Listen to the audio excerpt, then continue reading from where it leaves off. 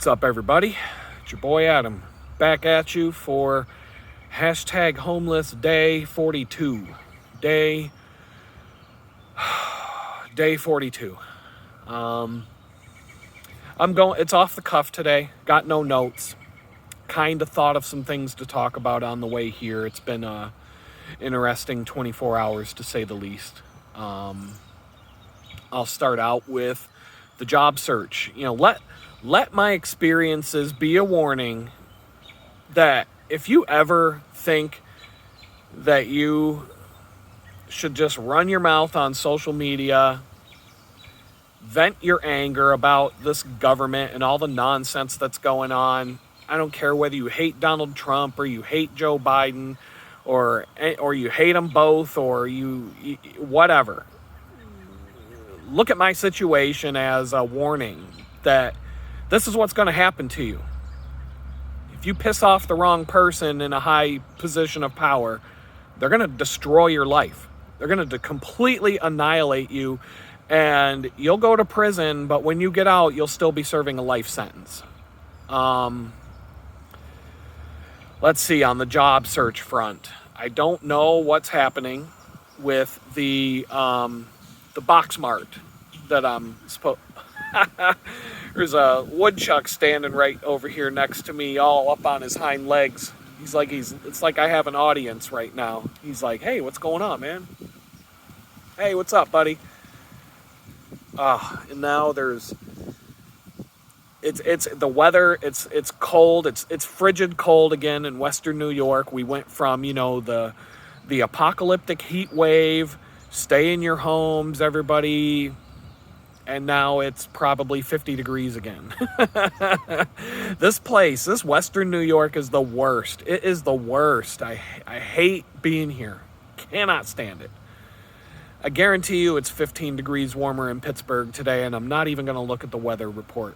I just have enough experience traveling between this part of New York and that part of Pennsylvania that the weather is just horrid here. Horrid. But anyway, back to the job search. So I'm supposed to start my job at the Box Mart today at 1 o'clock in the afternoon. And that was looking pretty good. But yesterday, about 5 in the afternoon, I get an email. They did my background check. And as I've been saying, some, corporate drone in an office a couple thousand miles away or wherever this company's headquarters is. This email said, we're considering revoking your job offer based on what we found in the background check. And what they found in the background check is exactly what I told the hiring manager that they would find in the background check, number one. And number two, when I did the background check, there were all these form fields to fill out to basically asking, what are we going to find in your background check? And give yourself a chance to explain what happened. And so I was honest every step of the way. This is what happened. When I filled out the form for the background check, this is what happened. And now I get this sternly worded email back. It's almost worded in such a way that they're trying to say I was trying to hide this from them. And that based on what they found, they're considering revoking the job offer. And they said, we're considering revoking it whether you haven't started yet or whether you've been working at the company. So now I'm sitting here today going, am I going to walk 3 miles to this job at 1 o'clock just to be told to turn around and leave because you're not working here? Or am I going to work for this company for a week, 1 day, 2 days, a few days, only to get told when I show up for work some morning that you're gone, you're terminated, or maybe they'll play some game like you were never hired in the first place, and, does that mean we don't have to pay you even though you were here for 3 or 4 days? I don't even know. But that's where that's at right now, and it's not unexpected. It's not unexpected. This is what I have to expect for the rest of my life. Every time I apply for a job, every time I go through this process, this is what's going to happen. And this is what will happen to you. Don't get a felony. If I would have known what I was facing when I came home from this nightmare, I might have fought harder to go to trial and to at least fight to have my name cleared. But when you're going through that, it's a whole different. I'm going to talk about that in some great detail in another video about what it's like to go through the system. And it's not what, if you've never been through it before, you have no idea what you're talking about. Because I didn't. I thought I had rights. I thought that, there was this thing called the Constitution and all that kind of, no, that's all myth. It's like George W. Bush said when he was president, the Constitution, that's just a goddamn piece of paper over in a glass case. It doesn't mean anything. That's almost an exact quote of what George W. Bush said when he was ramming the Patriot Act through Congress. The Constitution is just a goddamn piece of paper. And that's the truth. It is. That's all it is. It's a piece of paper. It doesn't mean anything. You have no rights. This government can do whatever the hell they want to you anytime they want, and there's nothing you can do about it. And if it's never happened to you, you won't know. But anybody who's watching this, who's been put through the system before, whether you were guilty or not, you know that you have no rights and that this whole system is corrupt and broken beyond repair. So we're just going to leave it there for today. The software job, like I was saying yesterday, it's been a week since I heard back from them. So I reached out, just a quick little email, found out it's still game on. There was nothing to be concerned about, at least not to my knowledge. The HR recruiter at the company said, the CEO is he's away at a conference. So it's been, we haven't got the feedback from him yet, but the feedback I got from him, he said that you seem like you'd be a really good fit. And the interview that was supposed to be an hour ended in half an hour. I mean, he said, he's like, I've seen everything I need to see, and I think you'd be a good fit. That was the feedback. So, I guess the HR recruiter has not received said feedback directly from him as of yet. And he did seem like a busy guy when I was talking to him. And, when you're in charge of a company that big, you are a busy guy. So nothing to worry about yet there. It's nice to know that there's still an iron in the fire. And, I have to think back on some past experiences, and I can think of one in particular where a company that I interviewed for in October of that year went on 3, maybe 4 interviews in the span of a week with the same company, pretty intensive. And I was working with a technical recruiter who was advocating for me to get this job, and it was a good, reputable recruiter that I'd been working with for a number of years. Good guy. And when I went through that whole interview process, the feedback that I received was, you're in. They want you, they like you, they got to work out some stuff with their budget, but it's a done deal. Just sit tight, we'll figure this out. So that was the beginning of October.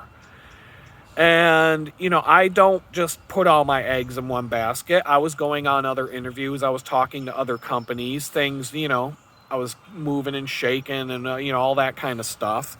And when enough time went by, now we're talking, it's closing in on the middle of December. And I kind of just accepted the fact that job wasn't going to happen, that something changed. And that, those things happen. And so I get this phone call about 2 weeks before Christmas, maybe even closer to Christmas than that. And it was the technical recruiter that was pushing for me to get the job. And he says, hey, it's done. Can you start on January 2nd?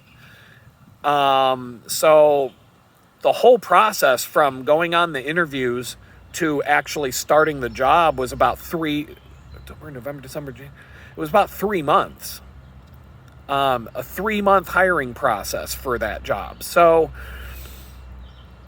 and the whole thing really boiled down to, I think it was just, the start of a new fiscal year or a new quarter, and budgets approved, and, we can start paying him. And, it was just a bean counter decision of when we can start footing the bill for this guy to come on board.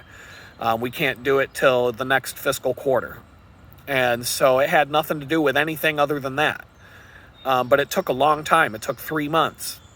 So, this is the kind of experience you have. The higher up the ladder you climb in your career, the longer and longer and longer it'll take for you to find a job. There was a time I got laid off. The company I just talked about, when I was fired for going to the hospital for the birth of my son, it took close to 7 months before I found another job. I did a couple of small jobs, freelance, and I started working for another company, and a couple weeks later they lost their contract and let me go. There were a few different things that started but didn't go anywhere in those 7 months. But it took 7 months before I finally found a stable platform to restart my life. This is why I was talking about the corporate executives that get their golden parachutes.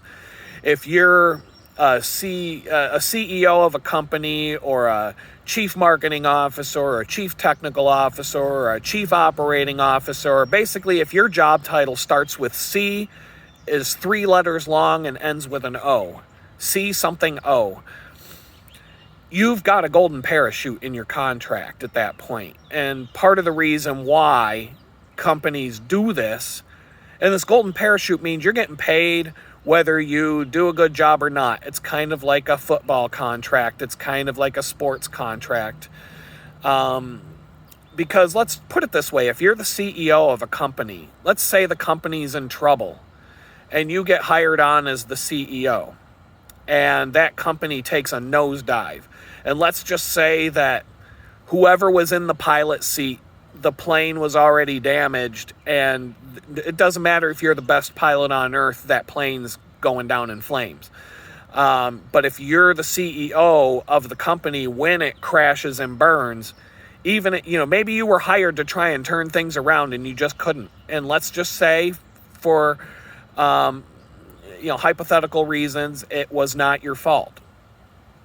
Well, as the CEO with your name attached to that company crashing and burning, there's a good chance you might never get a job again for the rest of your life. At that level of the game, how many Hollywood actors and actresses do you see that are really, really famous and really, just at the top of their game, talented, good actors, good actresses? They get a role in a movie and nobody likes the character. Let's just say that it was the writer's fault or the director's fault for making a terrible movie, and the actor or the actress did their job well, but for some reason audiences hated that character. And as a result of that actor or actress never got another job in Hollywood for the rest of their life. They have to basically live off what they made up to that point. It doesn't matter how hard they try, they get what's called typecast. You're typecast as a character that everybody hates, and so nobody's going to put you in a movie ever again for that reason alone. That happens all the time in Hollywood.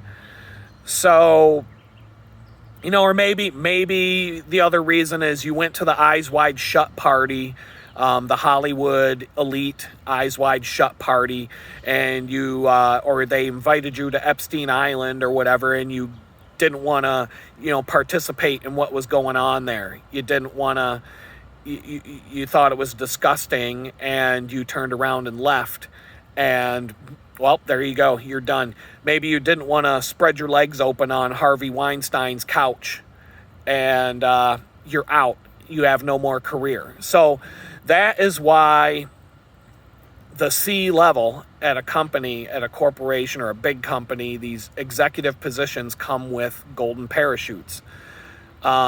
So I'm not at that level yet. I don't even know if I want to be at that level, to tell you the truth. There's a lot of stress, and that's the level of career where you never see your family again. You know, that's the level of career where you're working. Now you're getting paid handsomely to work 100 hours a week. You're not making minimum wage dollars per hour to work 100 hours a week like the last story I shared. But when you reach that level within any kind of company of any size, that becomes your life. Your family becomes like 10th on the priority list of your life. And I don't know if that's what I want. But the higher up you go in your career, the higher you climb the ladder, the harder and harder it gets to find a new job when you don't have a job. And, you know, add a felony conviction to that, add the fact that I haven't worked in 2 years, add a few other factors like the last job that I had only lasted 4 months because of the arrest. All those things are working against me right now. So it really is. There's no other way to put it. The only way I'm going to get my life back together is a miracle from God. God is going to have to intervene and just put it on somebody's heart to give me a chance. He's going to have to orchestrate the scene to, if God wants me to have a roof over my head and be able to take care of my kids at this point, if he truly does forgive me for the wrongs that I've done in the past and he wants me to succeed in this world, maybe he doesn't, I don't know. But it's going to have to come from him because there's nothing I can do about it at this point. The only thing I can do is show up. If I'm pointed in a direction, if somebody hands me a lead, I can follow up on it. I can do the best I can do. But God's going to have to come and intervene. There's just no other way. What else is there to talk about today? I had something that came to mind as I was sharing the job stories with you, but it kind of passed through my mind, and if it doesn't come back to mind, I think I might just end this video. I think that's just a cue to save it for another day. But yeah, I mean, the jobs, I do remember, and then I'll go. So I did talk briefly yesterday about another recruiter messaging me through LinkedIn about an available job. And I'm not going to get into the reasons why. I have shared this privately with a friend, but I'm not going to get into the reason why. But my friend, as soon as I said the reason, he said, yeah, that's exactly what you would expect. But this recruiter reached out to me through LinkedIn, and I just had a feeling he wasn't a good one. And some of these people are very unscrupulous and do some pretty dirty things. If you find a good recruiter, stick with them because they can do a lot for you in your career. But if the bad ones, just drop them off. Drop them off. Just walk away. This guy sends me a message through LinkedIn. Urgent. I need to fill this position. I saw your profile. You'd be a perfect fit for this job. Here's the job description. Call me as soon as you get a chance. And because I kind of had this feeling about the guy, I responded to the LinkedIn message with my resume, my portfolio links, my credentials. And so he responded to my email address after that, yesterday morning. The email said, I'm looking to hire this position. I'm looking to fill it really quick. You'd be a perfect fit. Once again, job description, call me as soon as you can. So I called him and he answered the phone and he said, "Oh, Adam, he's like, well, I regret to inform you that the company that had this open position has put the project on hold and they're no longer looking to fill the position." I'm like, an hour ago, you told me that you were urgently trying to fill this position, and then I call you because you've asked me to call you twice, and This phone conversation was about 30 seconds to a minute or less. And he said right away, he said, "Oh, that job's been put on hold. We're not looking to fill that position. Thank you for calling me back, but we'll reach out to you if anything else comes up in the future. Goodbye." So one of two things. This guy was either fishing for contact info or trying to fill a quota.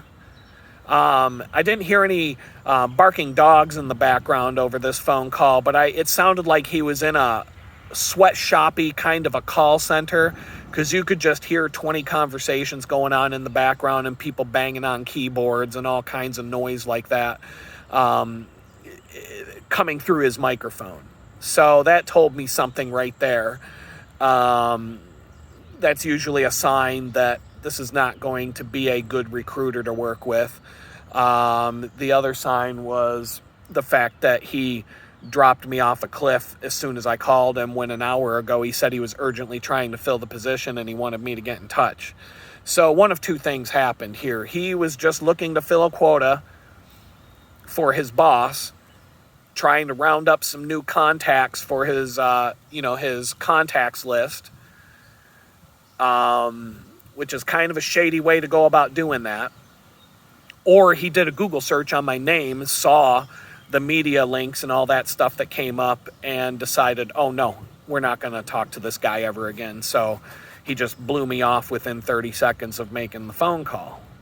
And that, whatever. I don't know what happened, but that's done. And that didn't waste a whole lot of my time.